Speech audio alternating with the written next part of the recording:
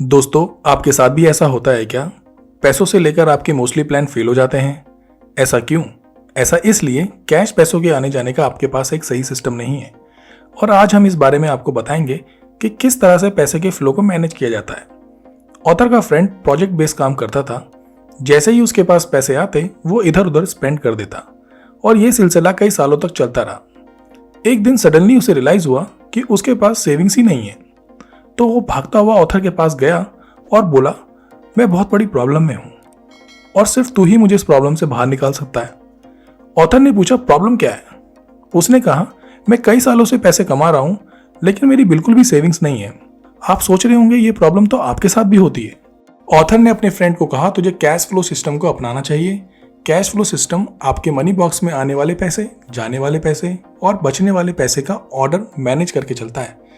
इससे हम पैसों को 3 डिब्बों में बांट सकते हैं: इनकम, एक्सपेंडिचर, सेविंग्स एंड जरूरत के हिसाब से एक्सपेंस एंड सेविंग्स दोनों कर सकते हैं। ऑथर ने कहा, आपको 3 डिफरेंट बैंक अकाउंट खोलने चाहिए और तीनों को अलग अलग नाम दे दो।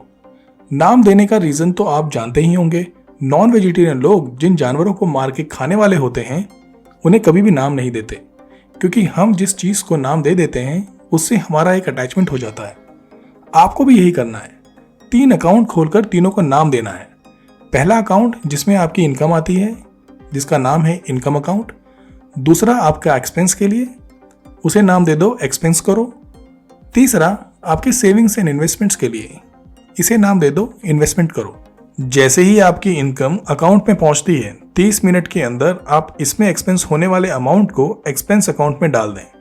अगर आपको महीने की इनकम के अलावा कहीं और से भी इनकम हो रही है तो वो इनकम अकाउंट में जानी चाहिए, जैसे रिश्तेदारों से मिला कैश, गिफ्ट या उधार दिया हुआ पैसा, म्यूचुअल फंड से मिला प्रॉफिट।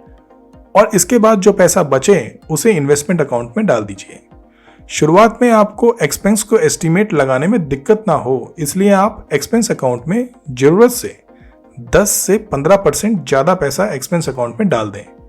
याद रहे, इस एक्सपेंस अकाउंट से ही आपकी income tax, EMI, food, pocket money, credit card bill, medicine, सब कुछ इसी में ही कवर होना चाहिए।